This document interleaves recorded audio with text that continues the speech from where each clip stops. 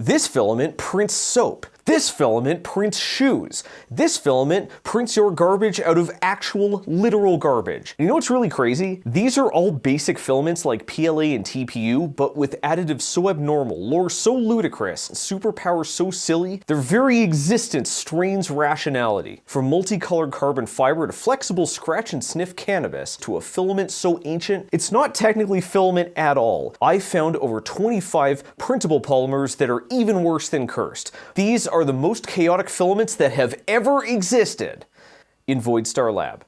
Ladies, gentlemen, and cyborgs, my name is Zach Friedman, and I am on a mission to print this little boat called a 3D Benchy out of every single material I can shove in my 3D printers. Today's selections raise an important question. Why would anyone want to shove any of these in a 3D printer? I'm not going to insult your intelligence by pretending anything in this episode could be remotely practical. Some doofus wanted to see if they could make it, another doofus wanted to see if they could sell it, and then they kissed. So with foot firmly flattening the affiliate revenue garden hose, let's make ends meet with today's sponsor Snapmaker and their game-changing U1, the 4-extruder filament slinging masterpiece that's rendering the AMS obsolete. Unlike my last Snapmaker, this is not an over-engineered printer laser CNC. The U1 is an over-engineered printer.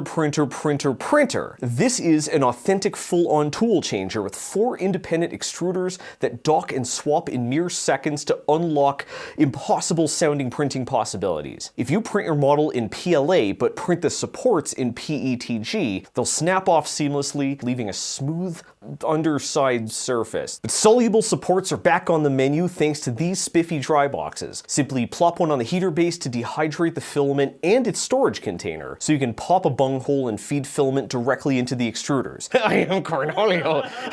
You can now print models too delicate to even survive snapping off a standard support. And unlike a filament switcher, the U1 plays infinitely better with exotic filaments. My new maker chip has a functional circuit printed directly into it, and the conductive filament I used is so overloaded with carbon, my other printers literally cannot poop enough filament to purge it in between layers. But a tool changer doesn't need to purge at all, and that alone saves a ton of time in filament. It actually enables a whole new style of printing using our very first chaotic filaments. But first, click the link in the description to support the channel and get the Snapmaker U1, except no substitutes. 4 heads are better than 1. Now let's bring on our first filament. Our first benchy is actually 8 benchies, all wildly different colors, surrounding a rainbow so gloriously garish it makes the LGBT flag look like a pirate flag. Can you believe this is only 3 filaments? This is a set of CMYK PLA, 4 reels that are not intended to print on their own, but blend together into a wide gamut of composite colors. Tool changer printers, like for instance the Snapmaker U1, can swap filaments so rapidly you can swap multiple times per layer to blend colors right into the model. It's called color mixing or virtual extruders, and it actually began as an open source plugin for Snapmaker Orca. The company gave the team free printers, which I think is pretty cool. Any hobbyist can now access full color 3D printing, as long as you have the right printer and a little bit of patience. A major lot of patience if you try to pull this off with an auto filament changer. You don't need a tool changer, you can do this with an AMS, but your printer is going to poop like it's on the Oregon Trail and it drank the bad water. So what makes this fearsome foursome so chaotic? Well, in part, the effect only works from the side. If you look at your model from the top down, it looks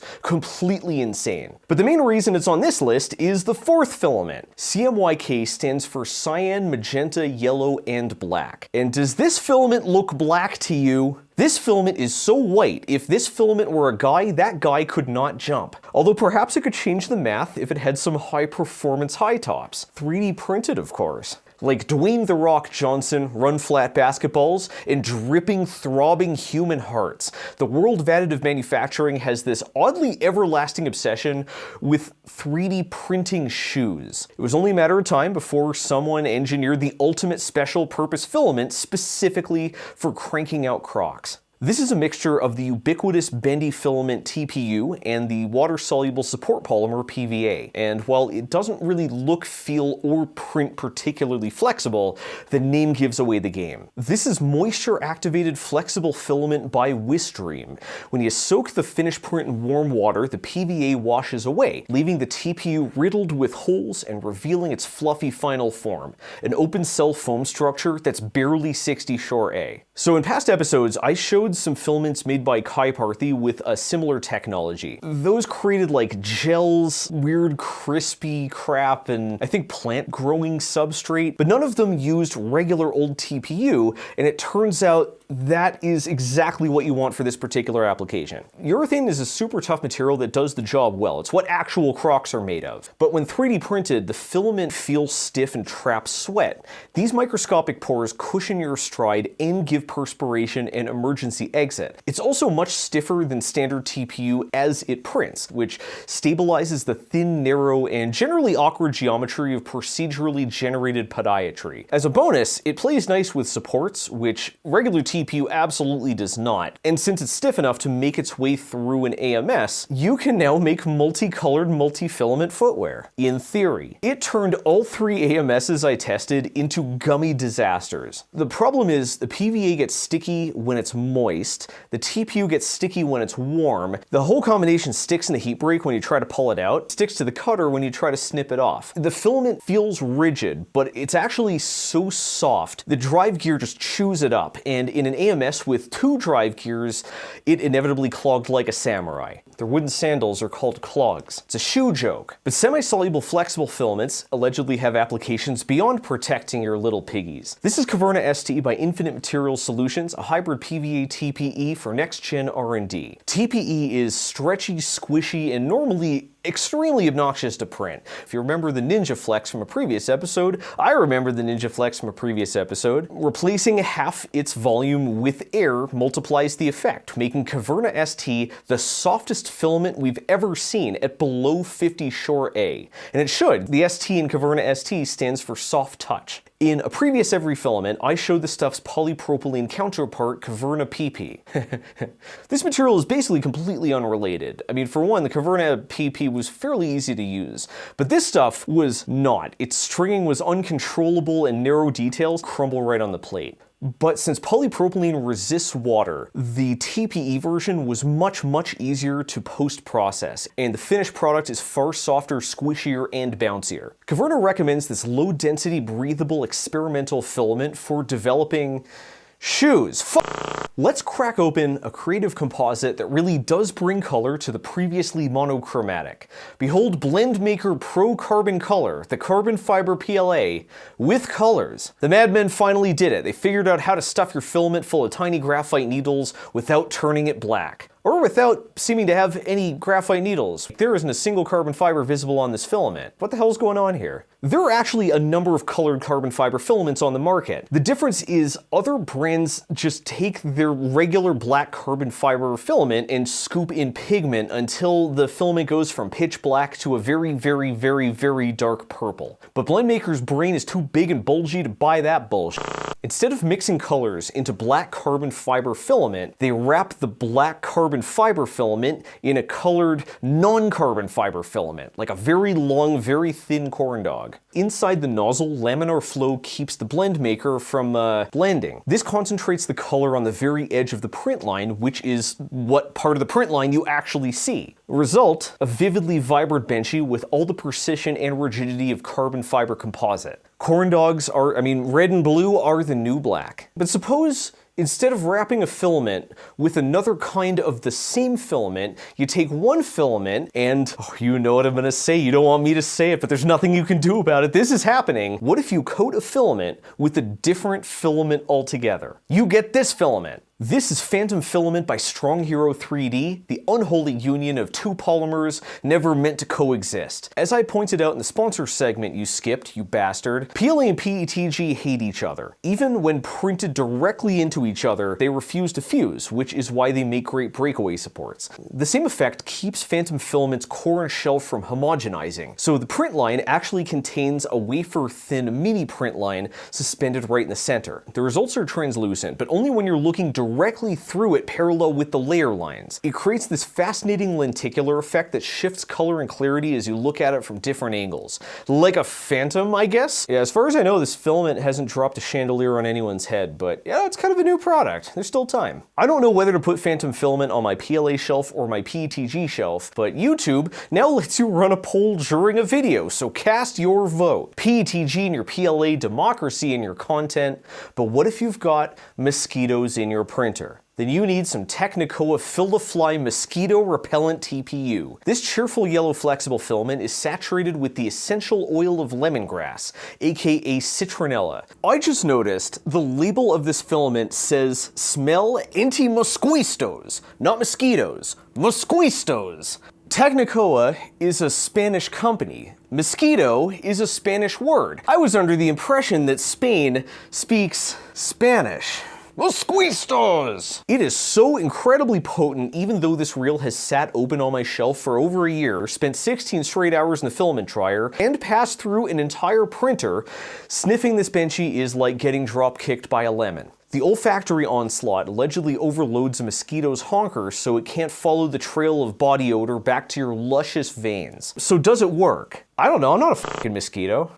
I just looked it up, and apparently Mexican slang is mosco, while most Latin American citizens prefer calling them zancudos. So not only is mosquito Spanish, Spanish people are the only Spanish speakers that call a mosquito. Maybe that's why the stuff doesn't work. It only repels mosquistos. Dabbing the oil straight onto your clothes apparently gets mixed results, so I can't imagine a couple Bengals being that effective at debugging. At least when the spammy robocallers bug me about my car's extended warranty, the bugs smell lemony fresh. Ironically, I can't say the same about Filafresh, the other pungent polyurethane I had shipped in from Spain. This distinctive hue of TPU, a booger-esque olive green, suggests its special feature. It allegedly elutes the telltale aroma of a frat house roof on the 3rd week of April. There is just something so delightful about importing cannabis products into Colorado. Unfortunately, this TPU does not actually smell like weed. It smells like a person who smokes weed. 3 parts patchouli, 2 parts barnyard, 1 part wet dirt, and a subtle note of armpit. Actual dubage smells like an angry skunk decorating a Christmas tree with dollar store air fresheners. It smells more like our next filament. This is entwined by 3D Fuel, and it is infused with the closest alternative to legal weed, besides illegal weed: hemp. Long before they took the throne as the kings of PCTG, 3D Fuel was weirdly obsessed with filling PLA with industrial byproducts. Flecks of American-grown industrial hemp give this filament a lovely chocolate hue, a satisfyingly rough surface, and a touch of strength. And yes, I do detect the meatier notes of the sticky icky as it journeys through the extruder, though like the cursed beef jerky filament, the scent dissipates as the print solidifies. That said, it's a shame this stuff is discontinued. I really like its warm tone and rustic texture, and I will celebrate any opportunity to use the phrase sticky icky. Before I got this filament, I just printed a lot. Now I'm a chronic printer. Now that we've worked up an appetite, let's turn our attention to something I have been hoping to find from the minute I started this series: the world's first edible filament. If you're a fish. This is Timeplast Fish Food Color Chromatic, and when immersed in liquid phase dihydrogen monoxide, it releases flecks of seafood, worms, and iridescent confetti that makes it act like catnip for mermaids. The back half of mermaids. The whole filament is water soluble, even the glitter, so this stuff lets you make eco-friendly custom fishing lures that safely and neatly dispose of themselves. This filament is kind of a tech demo for its manufacturer Timeplast, who also produces duct tape filament, funeral filament, and urinal cake filament, among many, many more. For actual years, viewers have been begging me to try this company's products, and I'm gonna be honest, I thought the entire company was bullshit. In my defense, Timeplast's site is basically made of flowery AI pattern, nonsense AI images, and overproduced AI videos about things like infinite prosperity, 4-dimensional manufacturing, and other things I would promise if I wanted to the entire collective of the venture capital sector. The difference is that unlike similar startups, Timeplast actually made it. Timeplast's Sharkbait Ooh-Ha-Ha, along with the rest of their product line, is basically a really clever proprietary copolymer of PVA, the same stuff I showed for soluble supports and sneaker filaments. But here, it's the main attraction. By tweaking the polymer's formulation, dissolving different substances into it, suspending globs of oil, and just straight up dumping in flecks of random crap, Timeplast creates a printable hydrocolloid capable of releasing pretty much anything as it dissolves. Most importantly, Timeplast can control how quickly this happens. That's the time part of the plast. PVA is a really safe compound. You can even eat it. So their proprietary process can be used to make all kinds of bizarre printable things, like soap. That's right, this Benchy is basically a 3D printed chunk of congealed Dr. Bronner's. Run this Benchy under hot water, work up a good lather, and it dissolves into abrasives, surfactants, and fragrances. They even emulsified in some olive oil, so it moisturizes your hands too. It doesn't form fluffy suds like a conventional soap, but it's absolutely working. The spent grease I smeared all over my hands from the lead screws I keep forgetting to clean cannot be washed off by water alone. Timeplast calls their base material time mass, and it's actually mostly water, so it sputters and spits and needs a gargantually girthy 0.8mm nozzle. If you look close, you can actually see the print line visibly steaming as the material goes down. This is some seriously weird stuff, but that's the price you pay to additively manufacture fishing lures, personal hygiene, and, ball. So yeah, not only can I now put a Benchy soap on a Benchy soap dish, I can finally make my own set of the 3 seashells from Demolition Man. 3D printing really did give us the future. I could easily fill an entire video with just Timeplast filaments, and I would really like to. Their other formulas allegedly pull some truly insane shit, like converting light to electricity, killing insects on contact, and burning like a candle. This particularly unnerving specimen is simply entitled Vinegar. The catch is you can only get Timeplast filaments directly from Timeplast Inc., and they don't want to send me that many samples until they know folks are going to watch the video. So leave a comment telling Timeplast how much you would really love to see me print glow-in-the-dark fertilizer.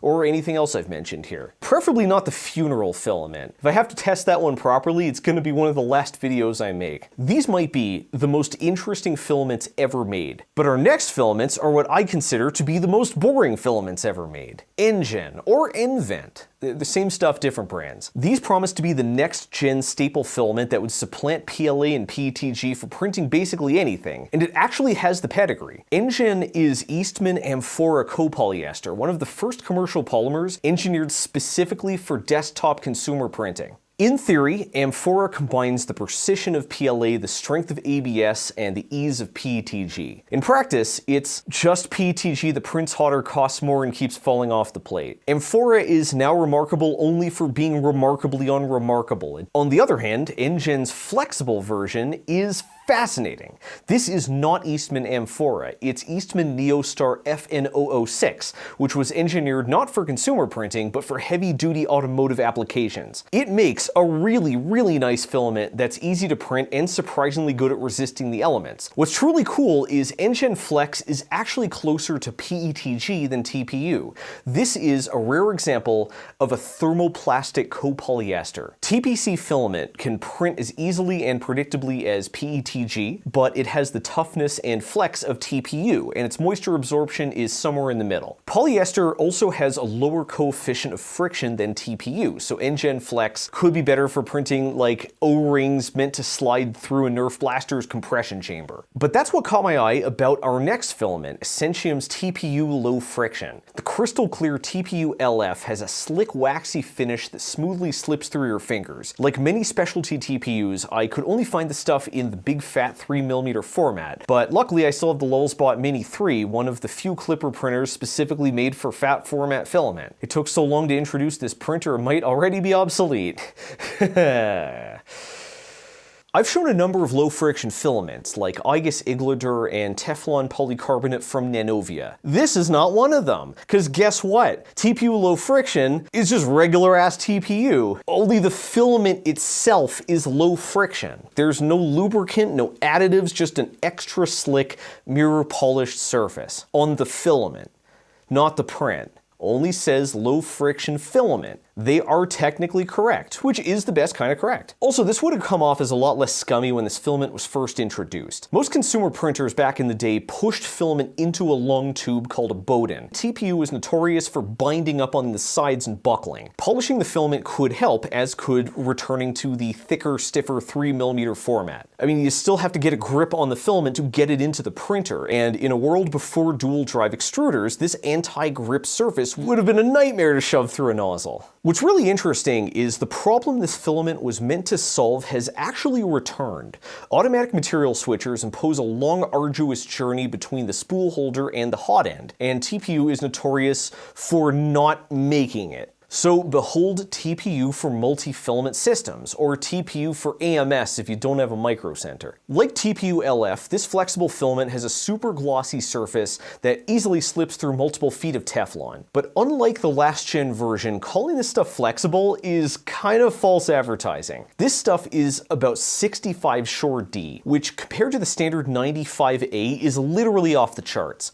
This filament is harder than a golf ball. It's almost as hard as a wooden plank. This actually makes TPU for AMS a lot more useful than standard TPU, because you get the material's record-setting layer adhesion and complete resistance to shattering in a rock-solid form factor that's usable in a lot more projects. Yeah, and you probably can make multicolored prints with it, though I decided not to get a second reel. I already have way too much TPU, including our next one, which I couldn't not get. This all started with a shower thought. I've drained dozens of reels of shiny silk PLA, but why is the silk always PLA? So I searched for silk versions of other materials, and to my astonishment, I actually found some. This is Yousu brand silk TPU, and sure enough, this flexible filament has a subtle silky sheen. We can finally fabricate a bendable boat that looks exactly like regular TPU. I wasted hours and hours testing and tweaking and trying out different parameters, till eventually I had to admit, holy shitting nipples, this is the real deal. This flex reflex. It actually works. The madmen did it. The effect is not subtle. This is almost as shiny as silk PLA. The really cool part is because TPU's toughness is effectively infinite, the silk version completely bypasses the massive drop in strength that makes PLA silk such a niche, I almost said ingredient. This Nerf bayonet might be too floppy to hurt anyone, and it might be too rugged to snap off. But from a distance, this looks so much like real steel. If you actually brought this to an actual Nerf war, you would get dogpiled by the local porkers faster than you could say barrel tap. The real downside of the silk TPU is its razor-thin sweet spot of printing parameters. Too hot, too cold, too fast, or too slow, and that shine is completely lost. Most modern filaments are so forgiving the default profile almost always works, so when this stuff first failed, I thought I had just got snookered, or my ego blinded me to a basic user error. Considering the thing that makes most filaments silk is thin strands of a thermoplastic elastomer, and TPU itself is a thermoplastic elastomer, I don't really know what I expected. But I kept looking, and guess what I found? In Micro Center of all places. A reel of ABS in blue. Key feature, silk blue. I was already on my way to grab their hard shiny TPU, so I went into their ABS section, and there wasn't a single thread of silk in sight. This SKU is blue ABS, not silk blue ABS. I think someone made a boo-boo, because when I checked the site, it said they also carry cookie CAD silk ABS. Was this hallucinated by an AI, or is this good old-fashioned human hallucination? The world will never know. Then, amazingly, Amazon pulled through with the first reel of silk PETG I have ever seen. I would be skeptical if it wasn't made by Strong Hero 3D, because if they could put PETG in my PLA, they could put silk in my PETG. And you know what? Those maniacs actually did it. This is actual factual PETG with an unmistakable silky shimmer. And while it's not quite as glossy as silk PLA, it does have a unique depth and seems to have more vibrant colors. It's definitely stronger than silk PLA, though it seems a bit weaker than regular PETG. I mean, it's silk PETG, and it lets me silk up the previously unsilkable. The only other allegedly silk filament I could find was also on Amazon, and I quote, "Like silk ASA filament rinting perfect for printin'." At $141 US per US kilo, and a remarkably not shiny product picture, I decided these dice, like this filament, was not worth the roll. Now, I might have struck out on the styrenes, but the PETG and TPU have already answered my big question.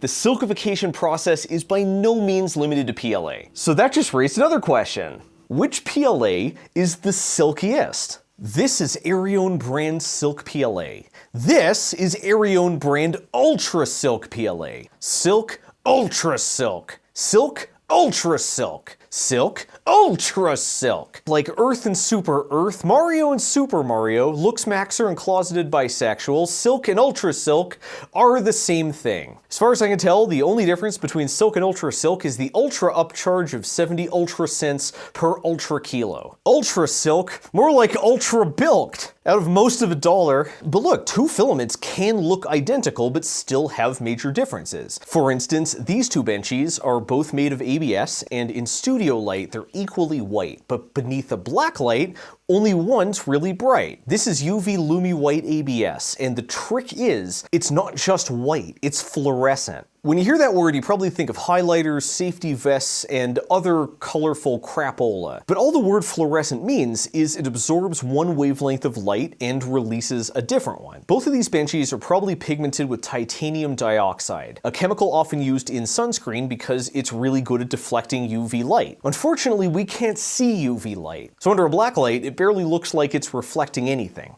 The Lumi White adds an extra pigment called an optical brightener, which converts some of the UV light into visible blue light. This means the benchy looks brighter, even though they're both probably sending about the same amount of photons into my eyes. Here's a fun fact: your laundry detergent probably has a similar chemical, maybe even the same one. They call it a bluing agent, and it shifts some of the natural UV and sunlight into the visible spectrum to make your whites literally look brighter. This is one of the whitest, brightest filaments I've ever seen, but if you're curious, the chart is topped by Adnorth's Textura. This Nordic novelty packs pigments, brighteners, and most importantly, a huge dose of ultra-fine plant pulp. This doesn't just make its matte surface feel and look like paper, it works like it too. You can draw on this with a ballpoint pen, and it takes paint better than any other PLA I have ever seen. This is a bottle of Musokuro, the most intensely black watercolor you can buy in America, and while it flakes off ordinary PLA, it sinks right into the Textura. Let's set this aside to dry as we go from the whitest filament to the darkest filament. Behold Extreme Jet Black PLA, formulated from the ground up by Atomic Filaments to be the deepest, darkest, blackest thing to ever slip into your extruder. The difference isn't what's in it, it's what's not in it. Carbon black. This pigment is super cheap, extremely easy to work with, and very, very black until you shine a really bright light on it, which makes what's otherwise a super dark filament wash out into a dull gray. But Atomic Filament spent 6 whole months hunting down a special synthetic dye that doesn't have this property. They intensified the effect by making this filament glossy instead of matte. It actually reflects more light, but since it's concentrated into points of glare, the rest looks darker by comparison. I just want to point out, carbon black, the pigment I will remind you they didn't use, is charcoal made by slowly burning wood in an oxygen-free pressure chamber. Jet is a form of coal made from wood through intense time and pressure underground without oxygen. So Atomic Filament's Extreme Jet Black is extremely black because it doesn't contain jet, or anything remotely like it. So is Extreme Jet Black really that extremely black? I mean, sure, compared to a regular black filament. It's nowhere near as black as the texture I painted with Musokuro, and it is a close call when compared to another filament that has a particularly high carbon black content. Our very next filament. But first, I have a confession to make. This right here was supposed to be the flagship entry in my Cursed Filaments video, but I just could not find an inch of this stuff for sale anywhere. Years later, I randomly lucked into an entire spool while I was hunting down that reel of Taulman Invent. So allow me to very belatedly introduce 3D Fuel Landfillament, the filament that is literally hot garbage. Remember when I mentioned 3D Fuel's putting industrial waste in PLA era? This shit right here was their crown jewel. No bromantic beer bullshit, no hippie hemp hogwash, and certainly no revolting algae, In the filament, 20% of this benchy by volume is municipal refuse collected in dump trucks obtained from the landfill, because it's Landfillament, the best named filament ever. One of the more sustainable ways to deal with trash is a procedure called pyrolysis. Basically, you roast garbage in a super hot oxygen-free pressure cooker and you capture the byproducts. The output is liquid pyrolysis oil that can be refined like crude, syngas that can be catalyzed into electricity, and biochar, a powdery residue made up of mostly charcoal, basically carbon black, the same stuff that you were going to put in black filament anyways. So unfortunately, the reel of Landfillament does not actually reek like garbage. The garbage has been so thoroughly processed, it's barely garbage at all. The filament doesn't smell like garbage. While you're printing it, it doesn't smell like burning garbage, and it really is pitch black and not the dark khaki of concentrated garbage juices. I was a tad disappointed, but 1,000 tads relieved. It really does print just like regular matte black filament. So I printed a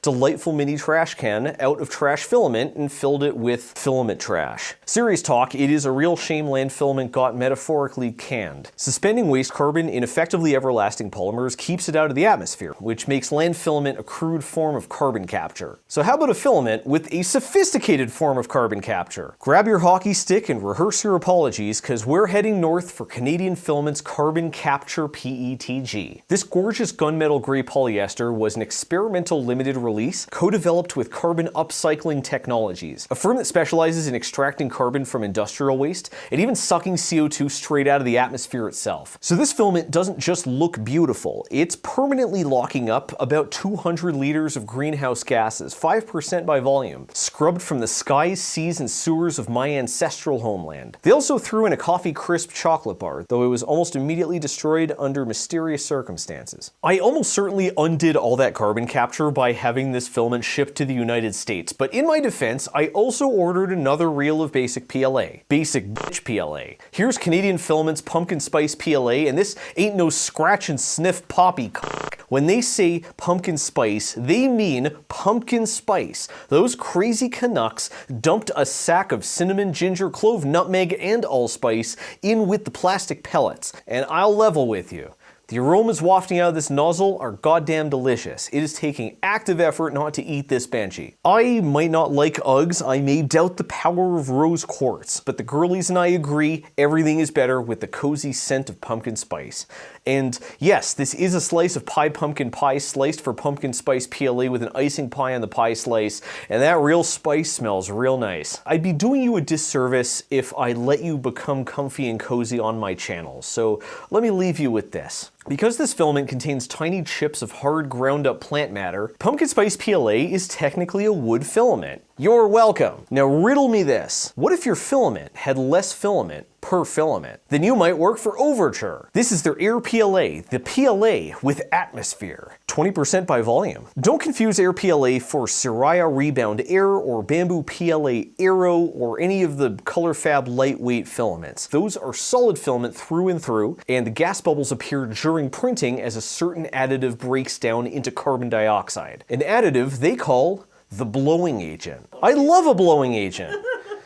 But Air PLA does not blow your money on blowing agents. It blows your money on nothing. These bubbles are just air. They're folded in during the production process. There is air beaten into the batter. That's right, my folks, fellas, and fembots. This is the Cool Whip of filament. Like actual Cool Whip, there is literally zero reason to buy this product. The heat-activated good stuff not only gives you more volume of printing per volume of filament, it also lets you control the density by varying the nozzle temperature. Air PLA was made by airheads. I don't know why I felt like being that mean to that particular filament. That's just PLA that weighs less. On the other hand, these PLAs might have been made by gearheads, because they look like paint jobs from Need for Speed Underground 2, the only racing game ever made. This is Chameleon PLA, and it actually changes color depending on what angle light hits it. This stuff is sold under a ton of random names, like Starlight, Elixir, Pearl, Shimmer, Galaxy, etc. And I'm surprised I haven't covered any yet, because these are some of my favorite filaments. I mean, I love how they look, but the way they work is really cool. When I light the filament from behind, you can see it's actually translucent.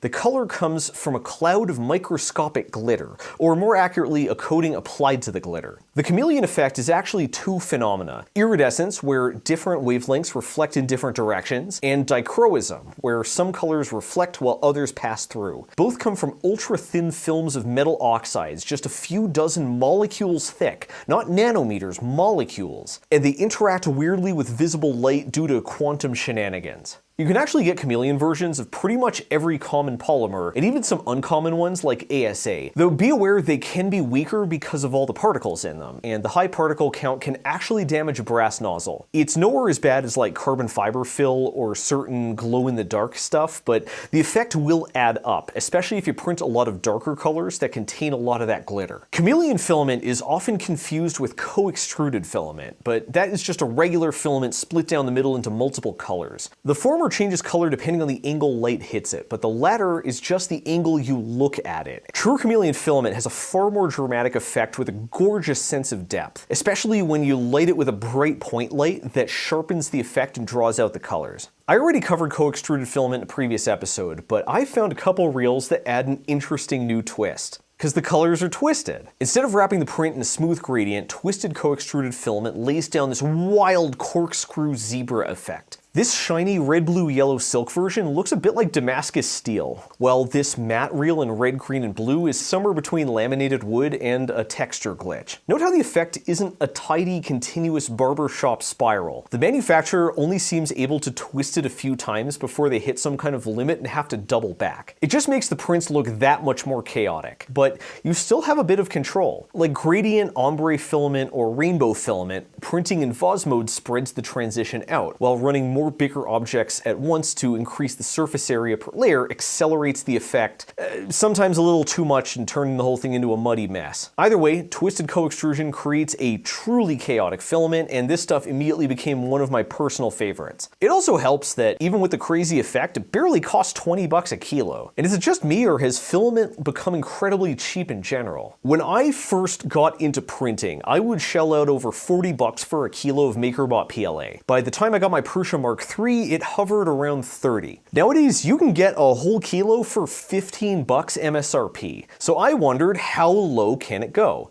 I went on AliExpress, I searched for 3D filament 1 kilogram, sorted by price, and clicked the lowest lowball offer on offer. For a mere $5.28 plus $1.22 shipping, I could allegedly get an entire kilo of ABS, brand name G-Tech. I actually got charged 10 bucks 53 cents plus $1.19 for shipping. It's weird that the bait and switch saved me 3 cents on logistics. It actually saved the full $1.22 because it ended up shipping for free. The $1.19 was a state sales tax and online ordering fees, and I'm honestly fine with that. I called shenanigans, they gave me a refund, so technically this was free filament, but I'm just gonna call it $5 filament. So how good is the $2 chuck of ABS? It's fucking ABS. The diameter is not remarkably consistent, the color's not remarkably vibrant, the winding's not remarkably neat, but for 9 cents of raw material, this benchy is remarkably adequate. There is no possible way anyone in this transaction, not G-Tech, not the shipping company, and certainly not AliExpress, grossed a nickel of profit. So shout out to the Chinese Communist Party for subsidizing Voidstar Lab 11 bucks and 72 cents, approximately. You can too at patreon.com/ZachFriedman. If you give me $12, then you beat the commies. That's fucking patriotic. That's why they call it Patreon. Our next filament is also an ABS. Or is it? Strong Hero 3D's co-ABS sounds like an ABS copolymer, and since ABS is a copolymer of A, B, and S, it is technically correct, which, as we all know, is the best kind of correct. However, the co might also mean composite, as in PCABS, a great all-purpose high-performance alloy that I've featured already. Zach from the future here. Turns out I never actually did cover PCABS. I guess I'm just gonna have to make another filament video. Oh no. That's what I thought this was when I grabbed it at the Polar Filament Exchange at the Rocky Mountain Rep Fest. And I gotta use these tickets on something. I could not have been more wronglier. This was not PCABS. This is not a copolymer. It is not a composite. Co-ABS is co-extruded. What looks like a solid black filament is actually two completely different polymers, one wrapped around the other. And if the name Strong Hero 3D rings a bell, it's because they made the PLA-wrapped PETG Phantom filament from the very beginning of the episode. And that's the extent of the information I could find about it. As far as I know, the only other reel of this filament that has ever existed is a single eBay listing from earlier this year. So is it ABS wrapped in something else? Is it something else wrapped in ABS? And what is that something else anyways? Let's use the classic polymer identification technique of light it on fire and see what happens. The tough inner core ignites into a grimy yellow flame that spews the unmistakable stink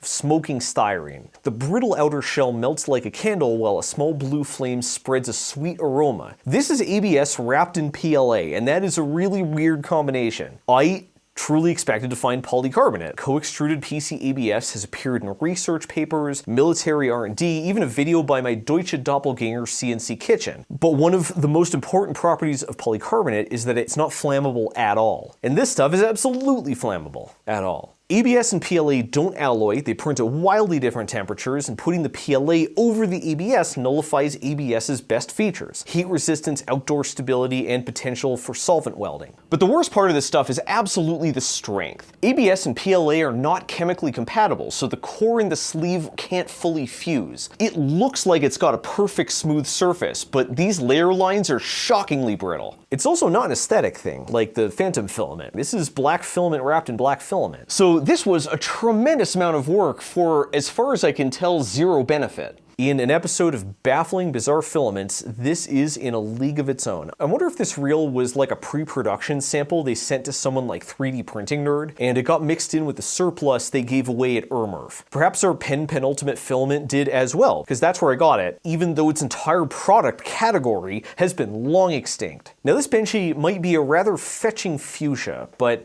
otherwise it seems unremarkable. It's the same with the filament. The white strain marks imply it's ABS, and it's had a lot of rough treatment. It's the spool that's weird. It's wide and squat with no printing parameters and a hole that's way too small to fit any printer's filament holder. That's because this was not meant for printing. This is ABS welding rod. In the earliest days of DIY 3D printing, fuse deposition modeling, practice of printing by laying down lines of molten plastic, was chained up in a purgatory of patents by the Stratasys Corporation. This also included filament, which put the open source pioneers in a very awkward position. Even back then, you could build a 3D printer out of stuff from a hardware store, but even now, you really need a specialized production line to manufacture usable filament. In the days of yore, the only game in town was Stratasys, and they were not interested in supplying their competition. So they looked around for alternatives, and this is what they found. Plastic welding rod is exactly what it sounds like. If you have two big chunks of thermoplastic and wish they were one bigger chunk of thermoplastic, you just melt them together. A plastic welder is basically a big soldering iron that liquefies the joint while a nozzle injects a bead of molten polymer into the seam to fill in gaps. This patent-evading, totally not filament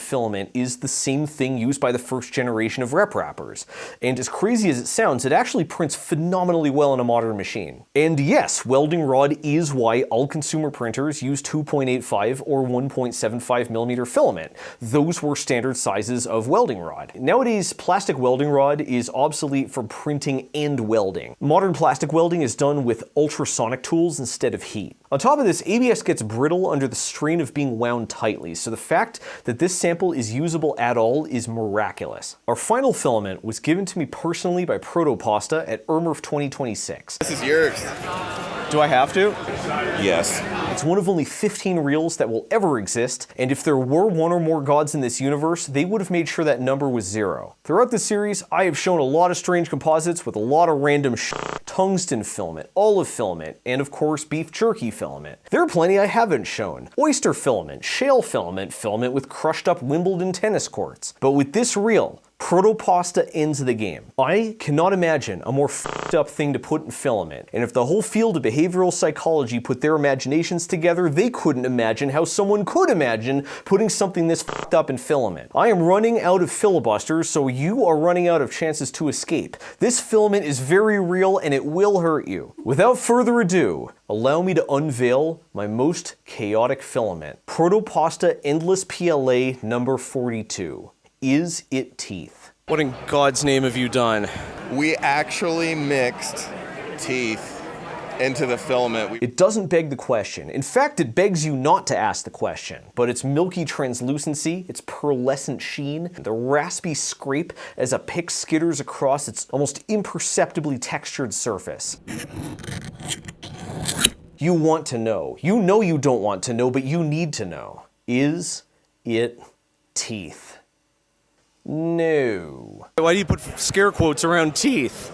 Because it's not real teeth. It is just a ceramic, like, CMAT material to mimic the look of teeth. Is It Teeth was a limited run special edition April Fool's joke, but not really, that to my infinite disappointment contains neither dentin nor enamel. The effect is faked using a special pearlescent pigment and plenty of calcium carbonate, the chemical that makes chalk white. This filament is literally pearly white. More like pearly shite. I concur, good sir. They say when the headline contains a question, the answer is always no, but I didn't think that applied to filament. I am sincerely disappointed that Protopasta failed to commit to the bit. Protopasta has 5 employees. That's up to 160 teeth that were already on the premises, any of which could have been ground up and put into this filament. All someone had to do was step up, grab a pair of slip joint pliers, and start asking, does this rag smell like chloroform to you? But no one likes a video that ends on a downer, so while our real final filament is also an April Fool's joke, I found its punchline significantly more fulfilling. This is Prusament Galaxy Gray Hex, the first filament that's a hexagon. Zach from the future here. It's actually called Gravity Gray Hex, not Galaxy Gray Hex. I screwed it up literally every time, and I do not want to re-record the entire chapter. Some of you may see this as lazy. Sure, every single filament production line on planet Earth is exclusively tooled for making exclusively round filament. Counterpoint, hexagons are the bestagons, and Prusa's flagship 2023 release set the new standard of filament hexagonality. That's not the punchline. That's the setup. Prusa's high-effort April Fool's gags are a beloved part of printing culture. This year, they finger quotes introduced the Filament Undehumidifier. They dropped a printer so thoroughly optimized for tuning and tweaking, they sacrificed its ability to print. Last year, they premiered a reverse extrusion feature to suck failed prints back into the nozzle. But 2023 was different. Prusament Galaxy Hex wasn't just a sizzle reel and a cheeky wink. It had a product page, and that product page had a buy button, and I clicked it. So when I said the punchline was more fulfilling, what I mean is Prusa fulfilled my order. This is an actual reel of actually real Prusament Galaxy Gray Hex, and it is as round as they promised. Not. Check the cross section. This is a 1 kilogram hexagonal prism of polylactic acid. And here's the crazy part. This hexagonal filament loads, feeds, and prints exactly like the standard round stuff. The polygonal profile of Prusament Hex has the exact same cross-sectional area as a 1.75mm circle. So if you didn't see the raw material, you never know this was different at all. It's only when you inspect the reel itself that you notice the way light reflects off the filament just isn't right. It's too jagged, it's not round, it's wrong. Yet it's so right. The only problem is the reel itself is not a hexagon, but since us 3D printers can use our 3D printers to 3D print 3D printing related 3D prints, we can achieve the coveted status of hex maxing. The icing on top, the cherry on the cake, is on a purely pragmatic level, hexagonal filament is better than round filament. The extruder's drive gears can bite more deeply into the sharp corners, which gets a stronger grip with less tension, and thus less risk of chewing, slipping, or clicking. Perhaps Prusament Hex isn't just a one-off gimmick. Perhaps it's the future. Oh no, it's definitely a gimmick. And that's my bizarre, baffling, and borderline blasphemous batch of filaments so utterly befuddling they can only be called chaotic. If you like this episode, you cannot miss the next installment in this series. I'm going to show you the rarest, most unique filaments ever manufactured, some of which were never manufactured at all. So hit subscribe and pray the algorithm plays along, or better yet, get notified via my Discord, discord.gg/voidstarlab. If you found a filament I've never featured, a ping on Discord is the absolute second best way to get my attention. The first best way is supporting me on Patreon. I do buy most of these filaments using Patreon funds, and if you've ever had to settle an import duty to get your Spanish cannabis-scented TPU TPU through customs, you know how huge of an impact a little bit of support makes. Support future videos and help me get future filaments at patreon.com/ZachFriedman. You could make me read your appropriately chaotic usernames. Appropriately! This is supposed to be a family-friendly channel. It's not, but it's supposed to be. Each video, I thank 3 Random Lab Scientist supporters, so praise be to Lonely Peon, The Pink, and John Flannery. And then there's our collaborators, the constants amid the chaos. I immortalized their names in my print room and snuck them somewhere in this video. Can you find them? Those names are Little Lost Satan, Leo Payton, Scott Reaney, Kashan Hart Sherry, Zachary Volpes, Noodles, Schleppy the Schwagster, and introducing AV Nation. But any chaos I could possibly wreak is outwrought by our lab assistant supporters, for I am but a man and they are legion, and also a little insane. Thank you 603 Clayton Easley, That Engineer, John Zobrist, Ad Hoc Lawn, His Chaos, Gareth Lewin, Captain Goldfish, Bob Dobbington, Dr. Lucifer Morgenstern, FarmD BCPP, Acalia, The Orbital Mechanic, Agent Maxwell, Take It Easy T-Kites, Reynold Hughes, Daniel Morgan, MS and Chem, Chris Floofy Kitsune, Des Baldonado, Big Bird, Tommy Wacko's Bump in the Night, Paul Gibbs, Darren Ochoki, Anti-Tux, 57% of Zachary, Name Shortened Further, Danny Devoid of Life, Crash Doom, Wuhan Express, Coat Duck Me Change This, I don't know what I'm doing, Gimp Cyclist, Jean-Baptiste Leonelli, Mr. Melvinheimer, 6A6F656E75, Burn Duck 3, Melvin 2001, Jareth the Disco Goblin, King, Dale BB, Robert Barise, Renakai P, Renaud Bataille, Alfinger, Aaron Steers, Sir Squeaky Cheese Waffles in a Boat with Extra Pickles and Jelly Bean Parade, Zenforian, probably 3. Probably not 3 raccoons in a trench coat.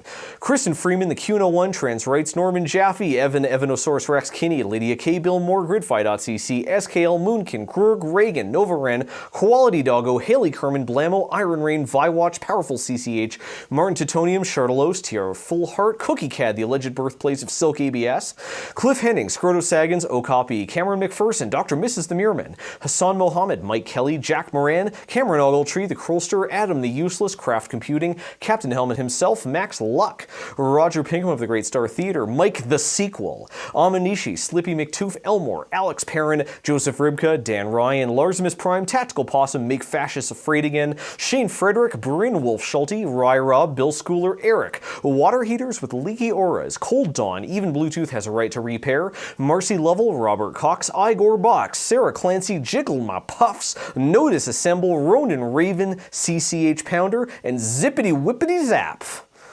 Thanks for watching, and I will squirt whatever filament your little heart desires in the future.